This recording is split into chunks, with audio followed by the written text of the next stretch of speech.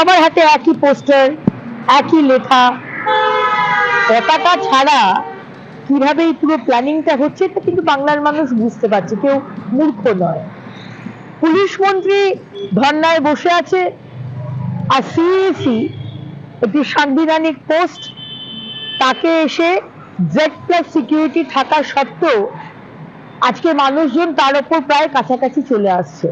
কারা করাচ্ছে, কেন করাচ্ছে সেটা পরিষ্কার বোঝা যাচ্ছে, কারণ এই রাজ্যে, এই পশ্চিমবঙ্গে এটা পশ্চিম বাংলাদেশ হয়ে গেছে। এই পশ্চিম বাংলাদেশের প্রধানমন্ত্রী আসলে মুখ্যমন্ত্রী মমতা বন্দ্যোপাধ্যায়, উনি কোনো সাংবিধানিক চেয়ারকে সম্মান করেন না। সে সিইসি হোক, সে রাষ্ট্রপতি হোক, সে প্রধানমন্ত্রী হোক, সে উপরাষ্ট্রপতি হোক, সে গৃহমন্ত্রী হোক, তিনি কাউকে সম্মান করেন না। আপনি আমাকে বলুন, ইলেকশন কমিশনের ফুল বেঞ্চ এসছে, মায়ের মন্দিরে পুজো দিতে গিয়েছে, আর সেখানেও গো ব্যাক, সেখানেও কালো পতাকা। তাহলে এর চেয়ে অসভ্য বর্বর আর কারা হতে পারে, যেখানে মায়ের মন্দির পর্যন্ত ছাড় যায় না? তো কত নিম্ন কর্মসংস্কৃতি এই রাজ্যে চলছে। অতএব আমরা পরিষ্কারভাবে বলতে চাই,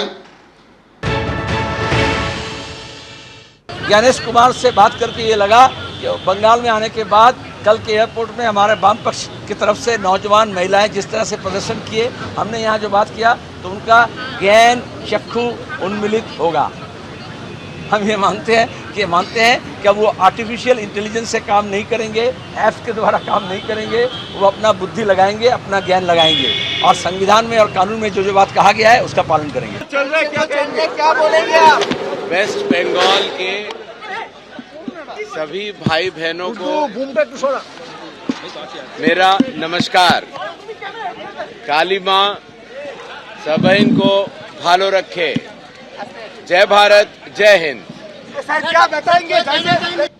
তাকে ঘিরে যে বিক্ষোভ দেখানো হয়েছে, গতকাল বিক্ষোভ দেখানো হয়েছে, আজকে বিক্ষোভ দেখানো হয়েছে, তার বিরুদ্ধে স্লোগান উঠেছে। জ্ঞানেশ কুমার তা নিয়ে কিছু বলতে না চাইলেও এই ঘটনা নিয়ে একেবারে রাজনৈতিক চাপানুতো শুরু হয়ে গেছে। কালো পতাকা, গো ব্যাক লেখা প্ল্যাকার্ড নিয়ে জ্ঞানেশ কুমারকে বিক্ষোভ দেখানো হলো। কালীঘাট মন্দির চত্বরে পুজো দিতে এসেছিলেন জ্ঞানেশ কুমার আজ সকালে, আর এই ছবি দেখা গেল সেখানে। গতকাল এই রকমই ছবি দেখা গেছিল, আজকে যার পুনরাবৃত্তি হলো। এবার যারা বিক্ষোভ দেখালেন তারা কি বলছেন একবার শুনুন।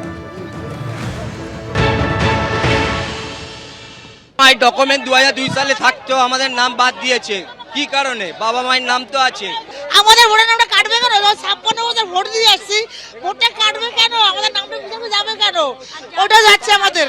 হ্যাঁ, নাম বিচারে রেখে দিয়েছে, এখন নামটা আসছে না। কিসের জন্য? বুড়ি হয়ে গেলাম, সেখানে ভোটের নামটা কাটবে কিসের জন্য? হ্যাঁ, বিচারে রেখেছে, এখন নামটা আসছে না কেন? আপনারা কোন পার্টির সঙ্গে? আমরা তেলুগুর পার্টি। ছেলে মেয়েদের জন্য আমরা লড়াই করছি। হ্যাঁ, যেটা আমাদের ভোটের নামটা উঠে যায়, আমার ছেলে মেয়েদের নামটা উঠে যায়। আপনারা কোন রাজনৈতিক দল? তৃণমূল। জ্ঞানেশ কুমার উনি পদাধিকারী, উনি সারা ভারতবর্ষের জন্য এক, কিন্তু বাংলার ক্ষেত্রে যে এসআইআর করলো তার একটা প্রক্রিয়ার প্রয়োজন ছিল। 2 মাসের মধ্যে এসআইআর জন্য 172 ফ্যামিলি মৃত্যু, এদের পরিবারের মৃত্যু। ওরা দেখা করেছে জ্ঞানেশ কুমার সাথে, উনি দেখা করেননি। এই মৃত্যুর দায় কে নেবে? আমাদের সব কিছু রয়েছে, নাম ডিলিট করেছে, সমস্ত কিছু থাকা সত্ত্বেও নাম জুরিডিকশনে কি করব বলতে পারেন? সাধারণ নাগরিক কি করবে বলতে পারেন?